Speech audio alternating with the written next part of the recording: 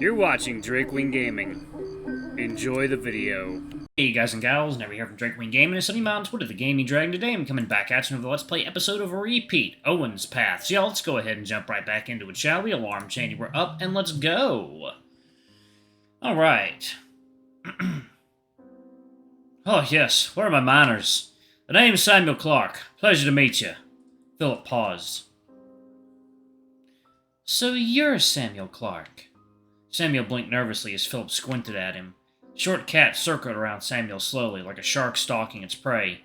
Finally, he nodded in approval. It's nice to meet you too. This might be a little out of the blue, but can I ask you a personal question? Sure, ask away, my friend. I've heard that you had an unorthodox background before becoming a butler. Did you happen to know a man by the name of Morse? There was a mixture of surprise and confusion on Samuel's face. Morse? I think he's an informant of sorts. Bit of a shady man from what I've heard. But you don't know him personally. Samuel shook his head. Nope, never even met the guy. I see. That's a shame. Well, it's very nice to meet you, sir. Philip gave them a nonchalant nod before walking off. What a strange boy.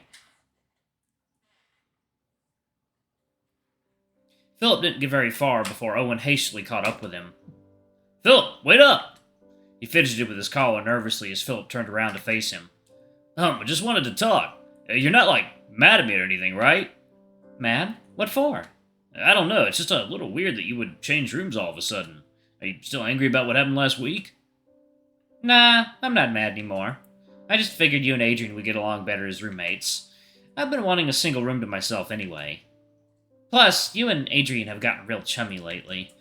I do not want to be in the same room when you two reach third base, or any base for that matter. Owen sighed in relief and grinned. Well, that's good to hear. By the way, thanks for not roasting me in front of Samuel. Or, keeping your sarcasm down just a smidge. A soft smile spread across Philip's face. You've been genuinely nice to me after a little personal space fiasco, and you've been freaking out about meeting your butler all day. This matters to you. I'm not about to ruin it for something petty. Heh, thanks, man. I knew that deep down you cared, despite acting like a cold, sarcastic asshole 90% of the time. Excuse me? Nothing. Let's head back to the party.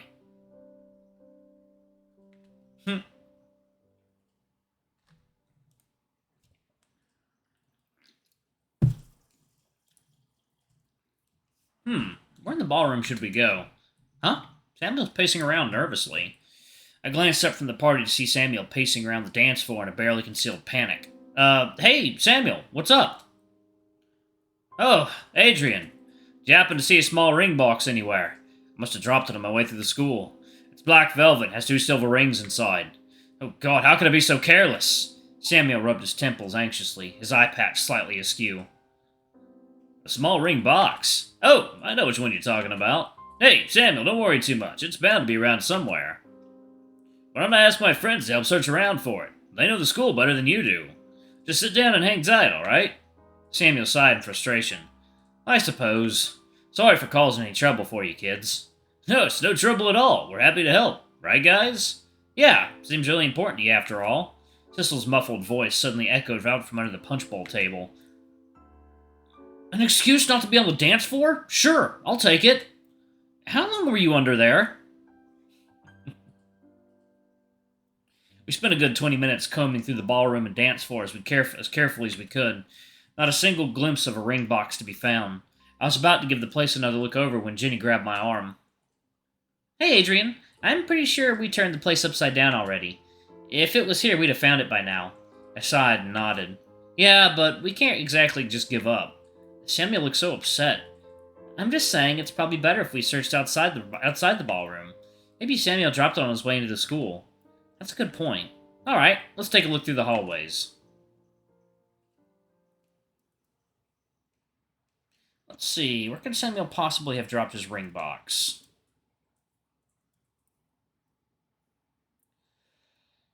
Let's go to the entrance lobby. Take a look.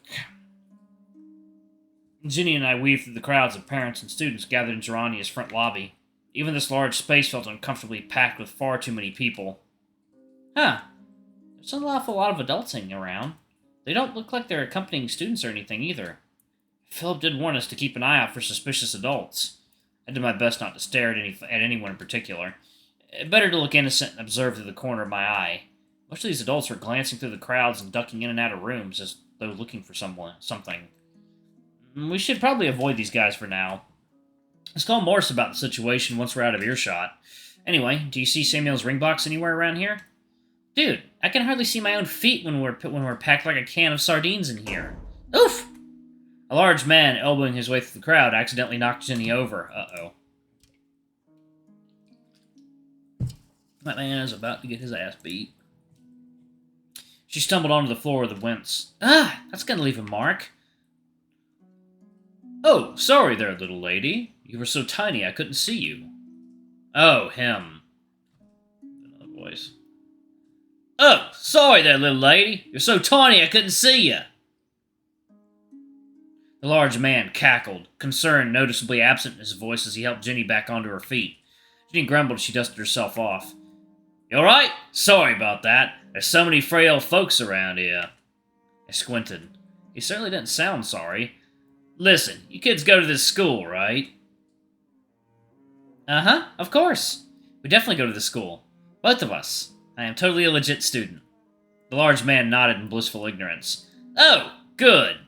I'm visiting and looking for my, second cousin? Once removed? The man scratched his head. He's a relative of mine, about your age, and probably looks a lot like me but smaller. And probably a little pathetic, too. Pathetic? Anyway, you two don't happen to know him, do you? His name's Owen. Nope. Yeah. My head whipped towards Jinny as she nodded frantically. Owen, right? Big tall guy, kind of a scaredy cat? I think I saw him in the art department earlier, all the way across campus. Oh, I see. Yeah, he was getting ready for a presentation for, knitting club. Yeah, knitting club. The presentation is going to have loads of people watching him, so he's probably going to be super busy.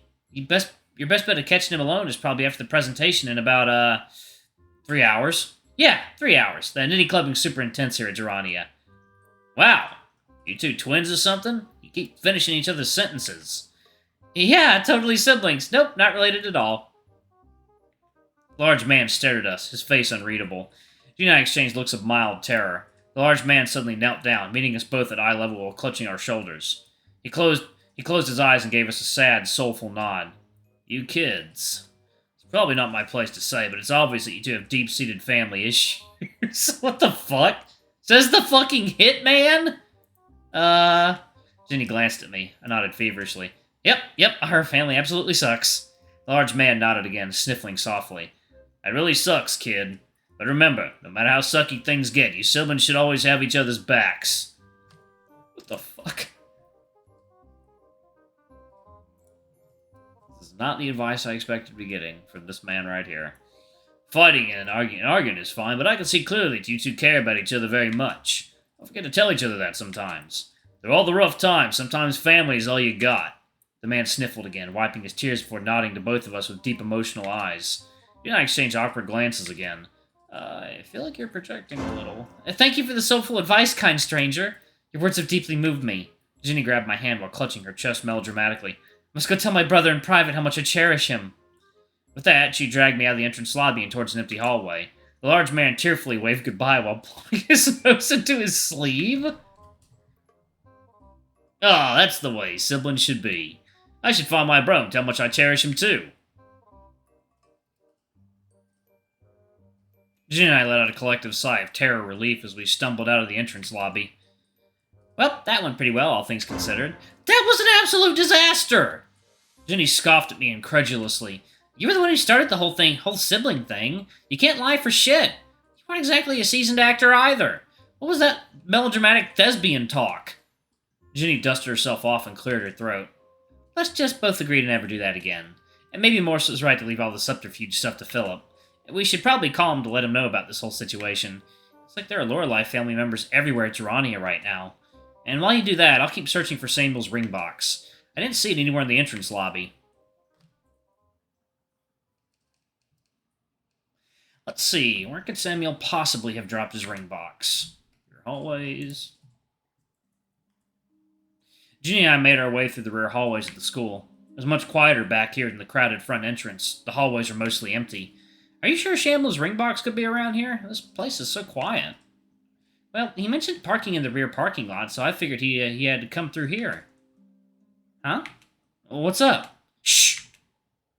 Jinny suddenly grabbed my hand, pulling me to a wall next to an empty classroom. Or at least it appeared to be empty. I think I just saw him. Keep quiet and just listen. The two of us gingerly kept our heads low as we peeked through a small window in the classroom door. Oleander Lorelei plucked what appeared to be the last tissue box from the classroom supply cabinet and blew his nose loudly. Another middle-aged man, perhaps another Lorelei family member, was leaning on a desk and covering his face in dismay. Sir, I know I sound like a broken record at this point, but you must pull yourself together. Both men winced as Oleander's stomach let out a loud, painful growl. Oleander wrapped his arms around his abdomen and sank into a chair with considerable discomfort. That blasted yogurt is going to shave years off my life. I should have politely declined.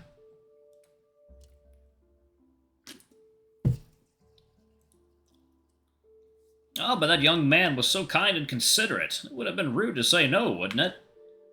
Sir, that boy was clearly trying to waste your time. It couldn't be any more obvious. You jest. That boy said he was a friend of my son's. He was just being nice. The other man groaned and rubbed his temples. Sir, please. I understand Owen is your son and you have a soft spot for the boy, but the family has suffered too many losses for far too long. The boy is truly the source of these attacks. We must get rid of him. Oleander held out a silencing hand with a stern look. I am certain that Owen is not a threat. Sir, you've never even met the boy. Oleander flinched and hung his head low.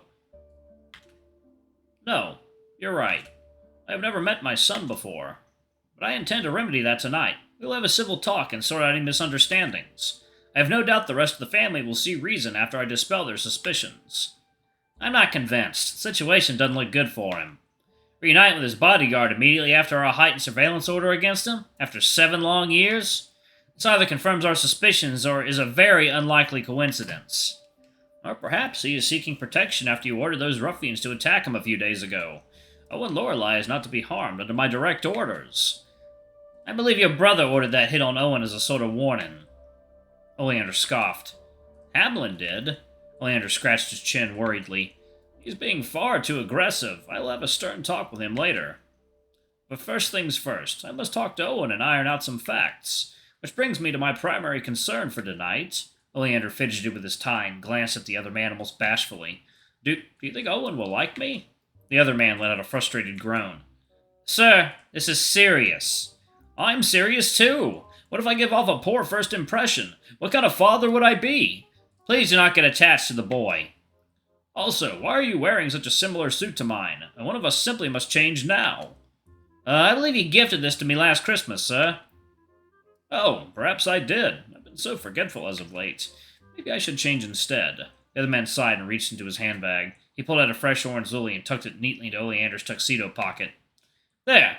That should make enough of a difference. This flower. Oleander thumbed at the lily, a soft smile spreading across his face. He closed his eyes and breathed in the flower's faint scent. Ah, did you know?